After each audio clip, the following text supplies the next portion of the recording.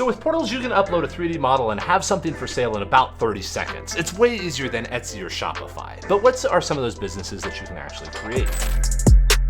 Well, Portals is so fast and easy that one of the best options of going at it as a business model is to just try a bunch of different iterations. You may set up a fidget toy store and you can try selling 5 or 6 different fidget toys, find the one that works best, and then focus on that core fidget toy and create some more variations from that. That's portal option number 1. Portal option number 2, design something local and close and niche to you. If you are part of a hobby group that works on like automotive supplies, maybe you have designed a 3D model that is able to be used on some vintage car that just doesn't exist anywhere else. And it's been too much effort to ever set up a 3D print or an Etsy store around it because you're not going to fill one order per year. But with Portals, you can just upload that model and share that link to like the forum of that group so that anybody who ever does stumble across it can order that part. And it's a really good business model because that portal will exist for 10 more years. So as soon as you create it, it is money that you can gain over time without ever having to do anything. Portal number 3 is an accessories business. Find a brand or a type of product that people are passionate about. Again, kind of similar to the last one, but something like a drill or a saw or a tool or a toy, whatever it happens to be, and to create an accessory for that. And then you can share your portal in those fan groups or to those discussion groups where people might need it. You might be designing something for expecting mothers who want some organizer for bottles and diapers and everything else, and then you can create a portal for that. And again, just like the last one, it will always exist and be in that forum where it can be found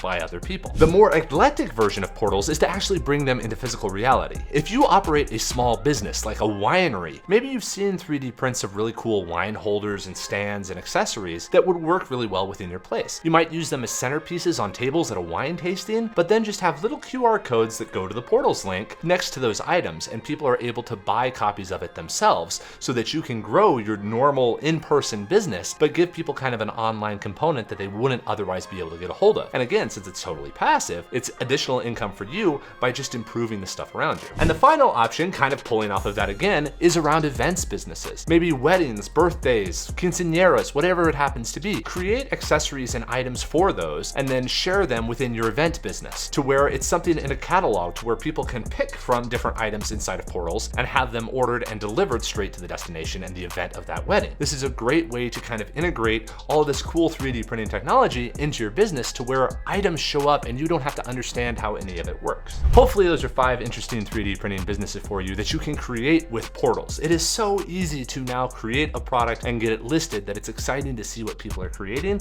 and it changes all of the business models around how people create 3D printing businesses. Have a great day, everybody.